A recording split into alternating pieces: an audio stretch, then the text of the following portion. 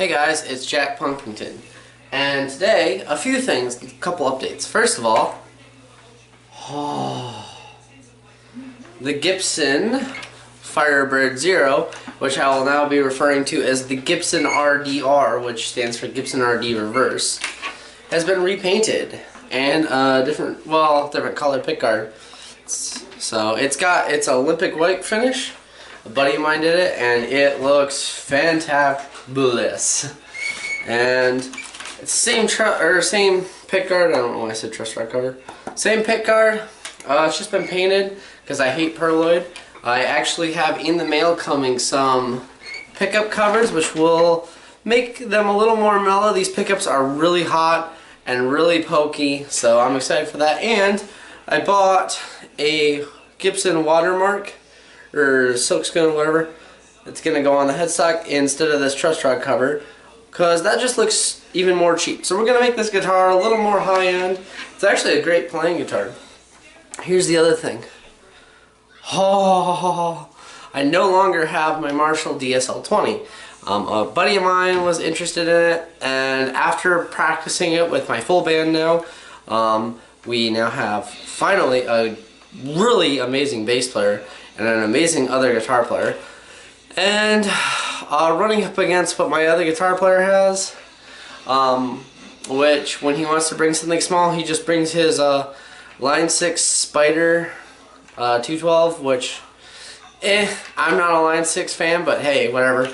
And on the days he wants to bring his half stack, 5150. So I went with this. This is the Krank Rev 1. I think this is actually the first generation of Krank Revs, because there's like the Rev 1 Plus. There's different versions of the Rev 1 with different Tolexes color. This is just the basic black model, which I'm fine with. I like it.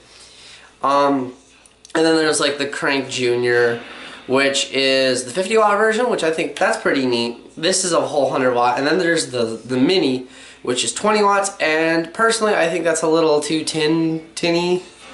I think that would be harder to dial in. But this one is awesome.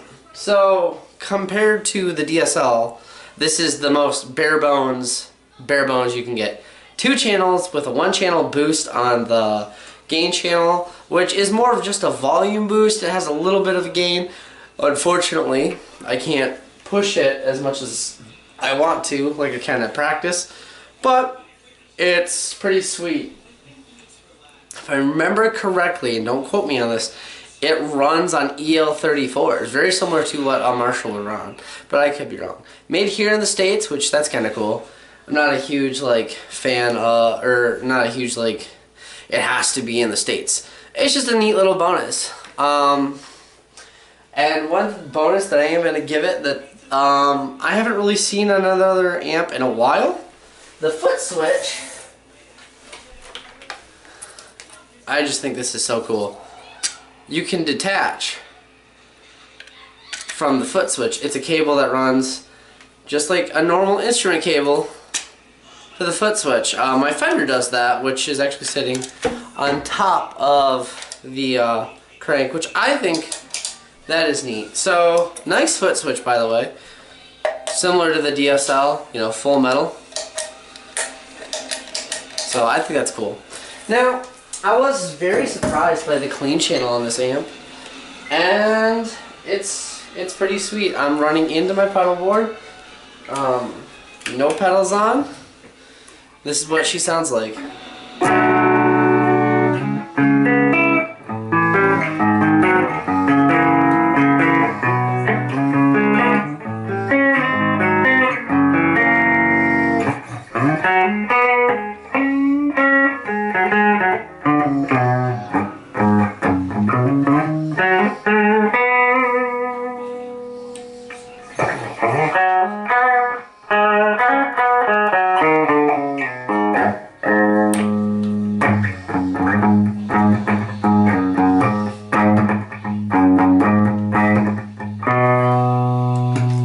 Put a little bit of delay on it.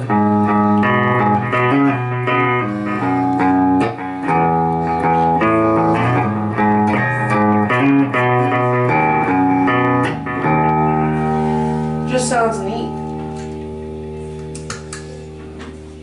go over to the gain.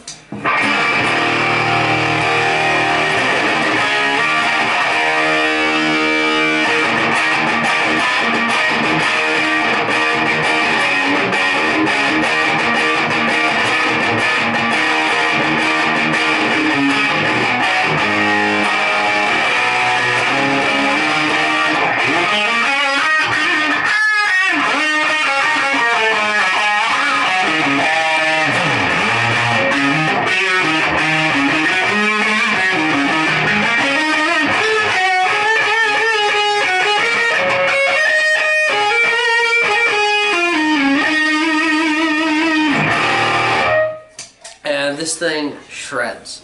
Now, quote on the Gibson, I hate these tuners so much. I do want to replace them with hip shop locking tuners because they go out of tune so fast it isn't even funny.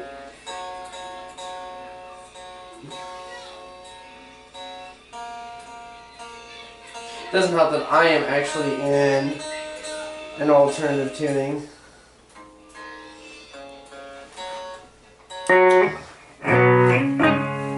Like with these tuners, you can hit the guitar just really hard and it goes straight out of tune.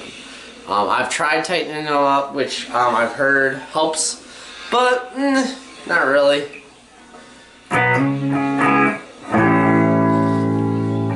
So.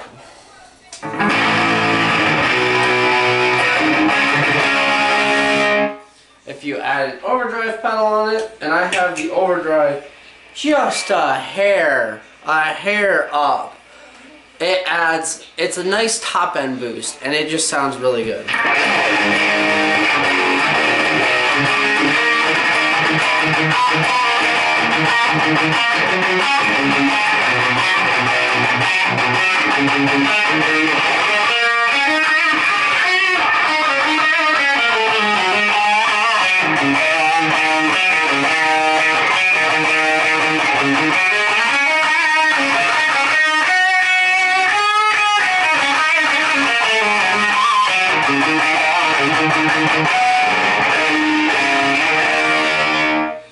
Now, the boost function, like I said, it's more of a volume boost, and I'll get more use out of it when I am at band practice, but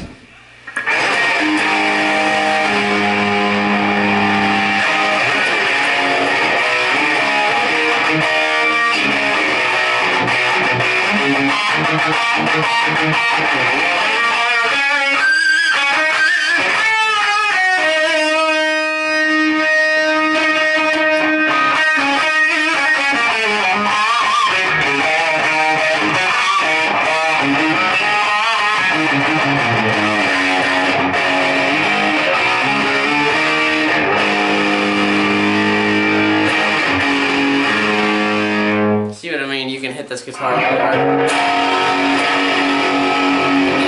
These tuners go straight out of tune. So, I don't know what Gibson was thinking. But anyway, this amp sounds great. Besides my horrible playing on this guitar that still needs work, this is going to be kind of like a Ghost tribute guitar. So, I'm excited about that. I really like how the Les Paul sounds with this, and if you guys can bear with me real fast, I will change over to it.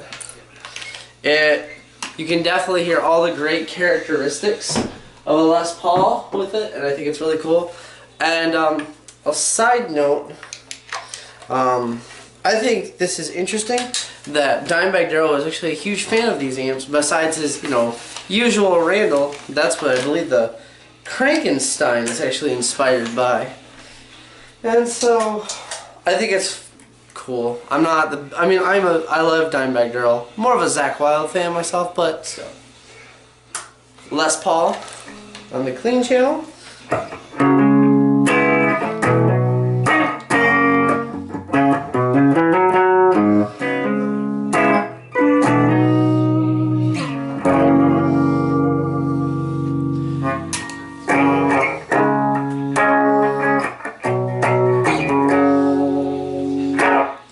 Gain.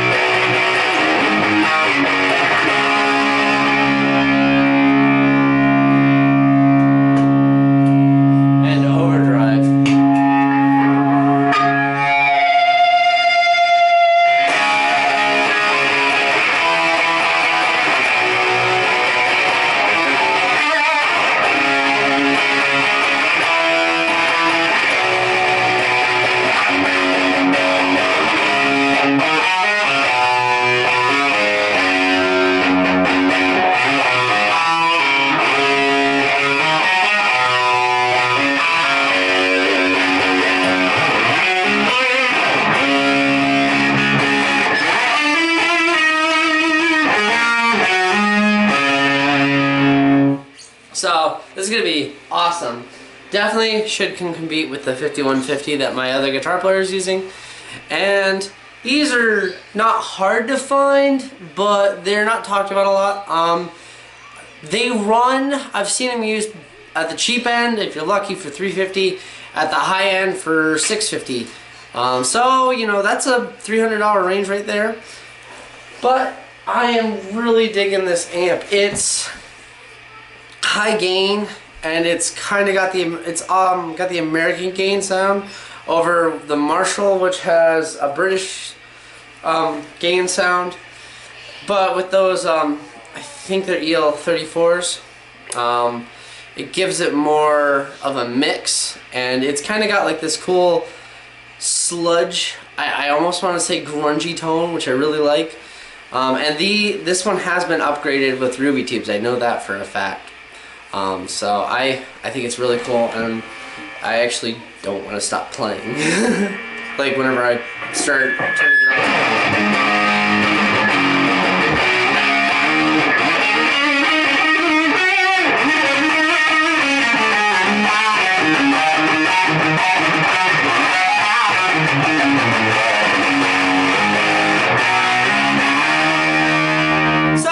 Definitely check these amps out. They're really cool. Jack Punkington signing out. Peace!